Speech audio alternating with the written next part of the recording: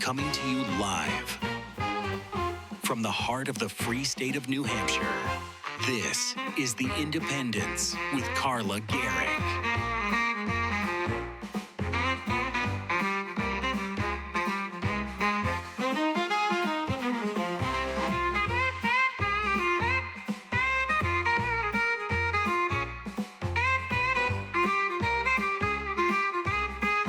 And now, here's your host, Carla Garrick.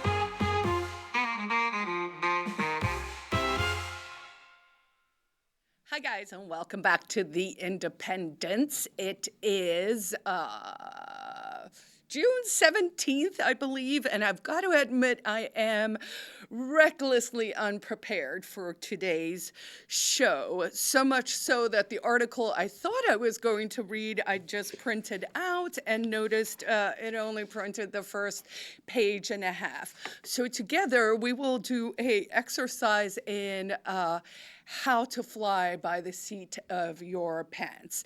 The good news is the subject we are going to be focusing on today, PorcFest, the Porcupine Freedom Festival, now in its 23rd year, is luckily a topic I know pretty well because I have been involved since 2005.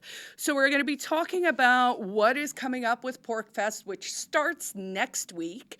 If you haven't decided to come and you're watching this from one of our surrounding states or not in New Hampshire, I'm going to give you the pitch for why you should come and hang out with a bunch of Free Staters next week. Not the least of it being that New Hampshire is just a fabulous place to come on vacation, and so you should just do it for that reason. But on top of that, you can actually meet many Free Staters, meet the community, explore different parts of the state, and kind of build your own adventure. So I will cover an article that just came out in In-Depth New Hampshire about the Free State Project's PorcFest, which will be scattered all over the state. We're going to talk a little bit about the next generation's fight over New Hampshire's Libertarian Project. That article was in The Nation. If we get time, I'd like to start talking a little bit more in detail about the attention economy and really how we are in a landscape where people's awareness, their minds are being hijacked, your attention, your consciousness with this infinite scroll, doom scrolling, sort of this algorithmic life that we have built around us, and perhaps what you can do about it. Now, honestly, the thing that I think everyone can do about it is to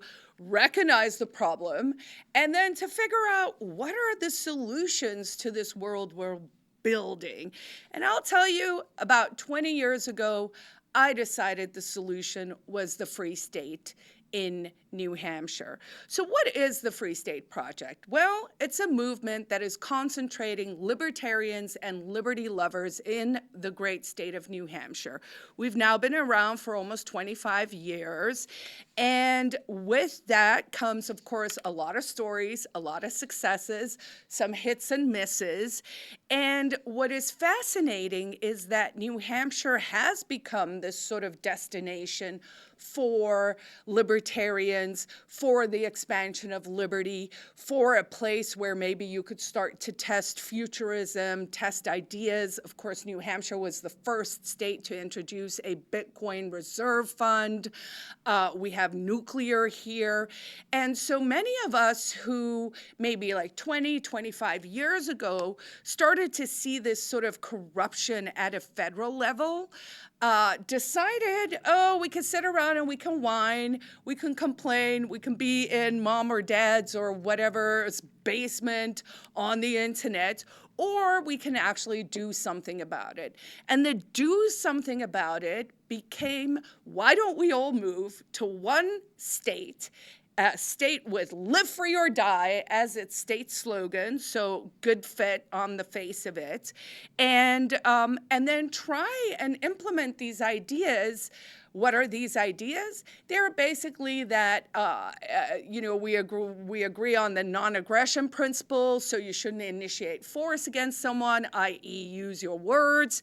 Property rights are really, really important. Of course, my day job is a real estate agent, so I'm really putting my money where my mouth is, or my mouth where my money is, you decide, by trying to bring more people here and to make sure that they own an actual piece of New Hampshire. And I inherently believe that every libertarian anywhere in the world should own a piece of New Hampshire, should own a piece of this free state that we are building. And so PorcFest, the Porcupine Freedom Festival, which I first attended back in 2005, up at Rogers Campground, where it was held for many, many, many, many, many moons.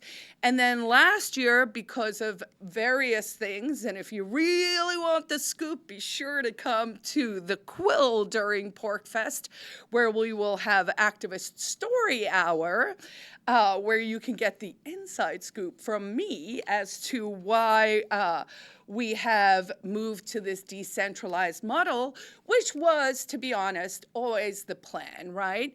And so what I love about this model that we're looking at for next week, so Sunday it kicks off the 21st of June. That, of course, is summer solstice. I love the idea that it is sort of combined with that experience where we say, hey, it's the first day of summer, but it is also the first day of the Porcupine Freedom Festival.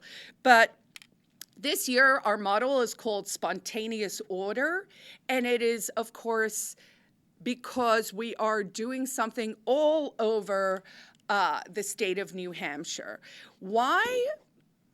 To some extent, because we did outgrow the campground. Rogers Campground with Crosby Peck, has been incredibly good to us over the years. And, but it's an older campground, and we were putting a lot of strain on it, including doing things that it wasn't designed for including, having people doing little cooking things from their sites and that kind of stuff. So this year, PorcFest is taking the idea of it being on one campground and sort of showing out-of-staters this microcosm of our community. We have now actually zoomed out of the campground. Now we're looking at the entire state of New Hampshire and across the entire state. Various clubhouses are doing events. Some free staters are doing things at their houses. Some people are doing things just willy-nilly. There'll be tours of the State House. People are doing movie nights. I believe the Mises Institute is doing a lecture on healthcare at one stage. So I'm going to kind of drill down into it a little more with more detail. But I thought it was kind of sweet. I asked Grok this morning when I was doing my show prep to sort of summarize a little bit of some of the media attention that PorcFest has received over the years, and then I will go into this Business and Economy article, which I haven't actually read, so we can kind of experience it together on the fly. But here's some of the PorcFest news that's come out over the years. So in the early years, and this is back in 2011, NPR, so National Public Propaganda Radio, NPR's Planet Money, came out in 2011, and they called it the Libertarian Summer Camp, where they painted a vivid picture of a lively outdoor event where even kids were engaged in the spirit of freedom. Now, at the time, this was kind of scandalous because there was a kid who was hustling on the campground, which was something we've always encouraged over the years. And in fact, over the years at PorcFest, I have bought many a weird thing from a kid as an experiment to both encourage that sort of entrepreneurial spirit, but to also help them figure out, like, what's the right price point? What is my pitch on this product? And all of that. So back in 2011, a 9-year-old actually sold the NPR reporter a can of beer. It, of course, was sort of as a playful voluntary exchange to just sort of show people what a free market could truly look like. So that captured the fun experimental atmosphere of people testing libertarian ideas in real life. Then back in 2014, we had the Washington Post came out. This was a writer called Ben Terrace, and he called PorcFest the libertarian version of Burning Man with guns, booze, and Bitcoin. And actually, that's not the right name. It was a woman. I'm going to blank on her name right now, but that is not the correct author of that article, The Guns, Booze, and Bitcoin. This was a really great coverage of what was happening on the campground at the time. Of course, Free Staters have been early adopters of many things, including the sort of notion that the government doesn't own you, which, more people should have remembered during COVID mania.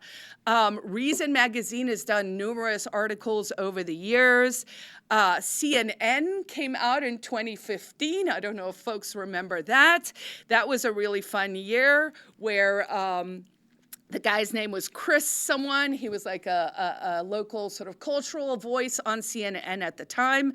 And he ran a segment that said the movement has taken over New Hampshire. And of course, to some extent, we have. So recent years, the coverage has been, sort of a little more hit and miss. In 2023, we had NZZ, which was a Swiss-owned newspaper who came out and they called PorcFest the Woodstock for rational people. And then, of course, in 2025, we had that momentous historic occasion, which was that Ross Ulbricht, the founder of Silk Road, who was facing life in prison with no chance of parole, who was pardoned and got clemency, full clemency, because many Free Staters over 12 years worked on that issue, which then was pushed over the finish line right there in 2025, where we saw Ross Ulbricht walk free and speak at PorcFest. So for me, as someone who's been involved since the start, has sort of watched the evolution, has sort of watched how it's changed and grown and sort of evolved, I think 2025 was a nice cherry on the top. It was wonderful that we got to have Ross at Rogers Campground, but now we're ready for something new. So what does this something new look like? I think the first thing I want to leave people with is this notion that PorcFest now becomes build your adventure. And if you're sitting at home and you're like, I don't know what to do. Am I going to go? Why are there no tickets? I will say this, for next year, I would recommend that folks do create a top of the funnel PorcFest ticket so that, one, we have a sense of who's coming, even if you don't know to which location. But that would give us a better sense of, just the top of the funnel, right? People to contact, some known sense of, did we sell, 200 tickets? Did we sell 2,000 tickets? How many people came, right? So for this year, it's going to be a little bit of a crapshoot. But I think that's what's exciting about it as well, because, think about it this way.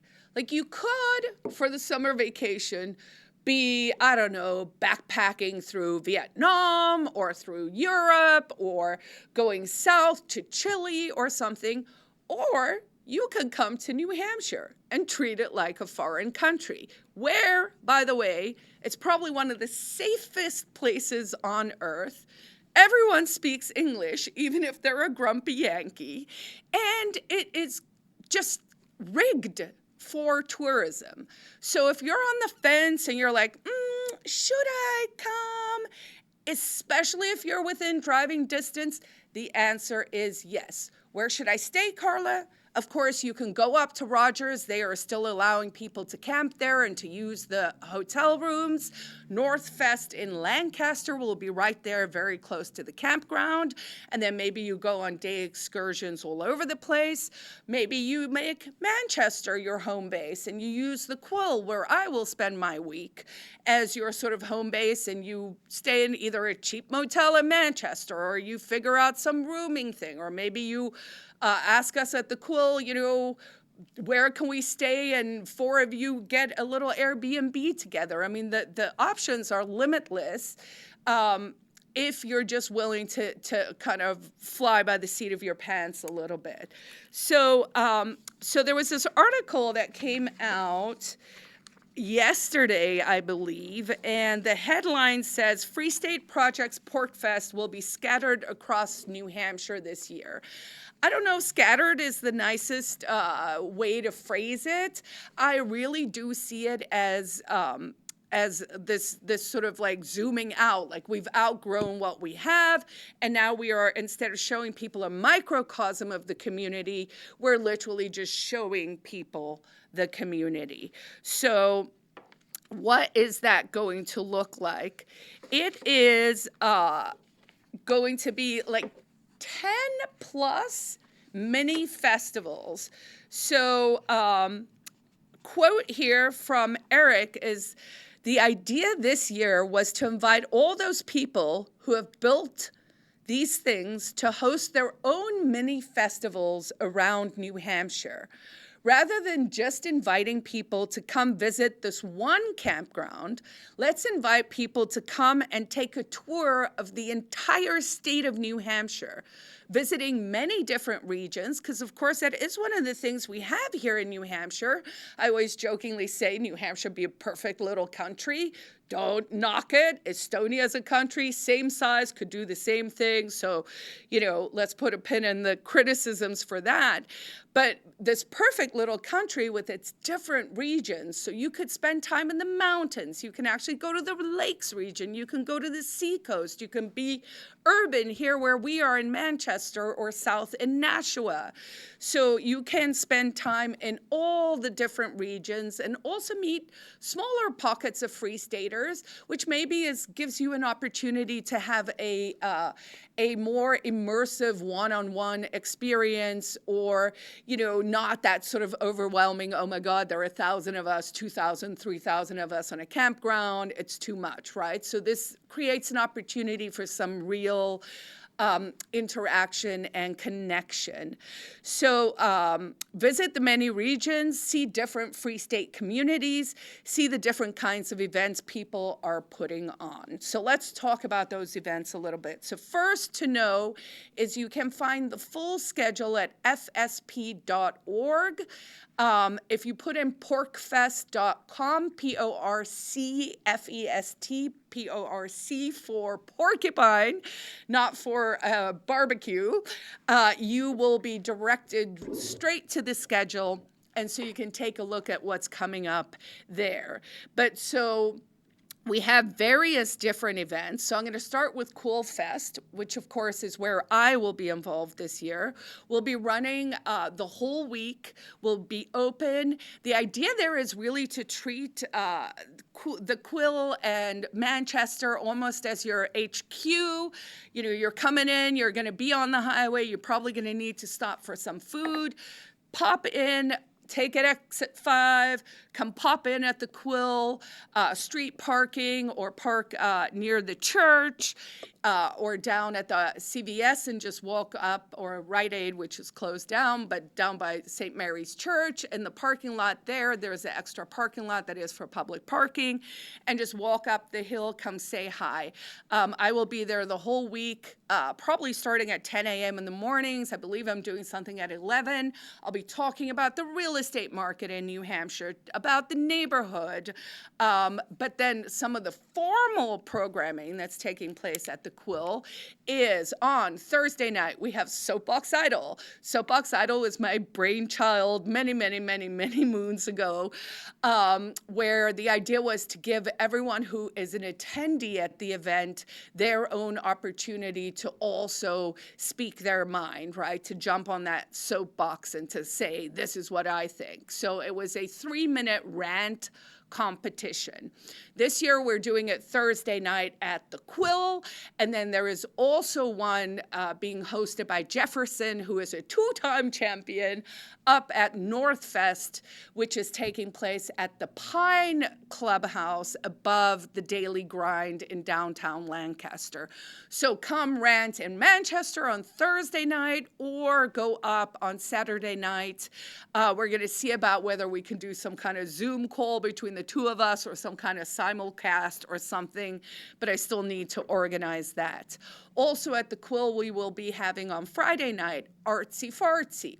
What is that? That is an event we've been doing for almost 16 years, usually about quarterly. It is where we do stand-up, jokes, music, singing, original art, poetry, play readings, whatever. So if you are on the artsier side of the liberty spectrum, that's a great one to come to as well. We'll have Activist Story Hour, where we want to collect the stories of the things that Free Staters have been doing in the state that has made New Hampshire the freest state in the nation. Hands down, yes, we beat Florida by a lot, because Florida has red flag laws and they're pretty strict on some other things that we do better on here. Also at the Quill, Saturday evening, if you are a poker player, then we want to see you there. We will be having a informal poker tournament that is Saturday night. And then again, all week, we will have swag bags. We will have passports for the state. We will have things that you can come collect. And of course, you get to meet me, Chris Lopez, who's our administrator, various other founders, owners, builders who have helped to contribute to the oldest libertarian clubhouse in the world. On the 21st and the 28th, there will be Ruckfest. This is R-U-C-K. This is where you can go, like, literally do either a hike in the woods or a urban hike on the Wednesday. There is a Family Freedom Field Day at Pawtuckaway State Park, 10 a.m. on June 22nd.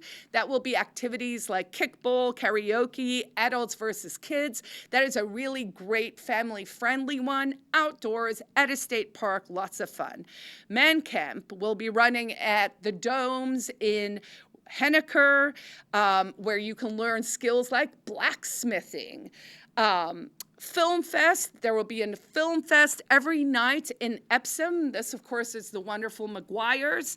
They will be showing libertarian-leaning movies. They have a little tiny home theater with maybe 10 or 12 seats. Popcorn machine. I mean, it's a real treat. If you could do that one, I would highly recommend go do that. We have PorcFest, F-O-R-K, so pork with a C, fork with a K. That is started as a mini split all fork fest, and that will be taking place up in Errol. That is very far north and remote. Ware Fair, W-E-A-R-E, Ware is the town of Ware. On June 23rd and 24th, there will be workshops and hiking and music. That is one of our clubhouses in Ware. Nice little field there. You can go hang out. That should be a lot of fun. There is Move Fest at Drake Hill Road in Stratford. That will be featuring conversations for new movers. So if you're new, that could be a good one for you. Northfest, as I mentioned, up at the Pines. That programming is Thursday through Sunday. That would be great to go attend as well. And then on June 27th, from 9 to 2 p.m. in Wyndham, the Mises folks, I don't know if it's the Mises Institute would be my guess, is doing a talk about American healthcare system. So, look, we're encouraging you to register for a ticket. But so you can register for a ticket, but if you don't have to, you could pretty much just show up. So what is the note you're hearing? What am I laying down here? I am laying down some decentralized, spontaneous order, possibly spontaneous disorder as well. But you know what? We're trying new things, and this is all about the adventure. So think about it as pick your own adventure, right? So let's say you're like, okay, last minute, I'm going to decide I'm coming next week. What am I going to do? I say just show up. Come to the Quill on Monday. I'll help you get a lay of the land.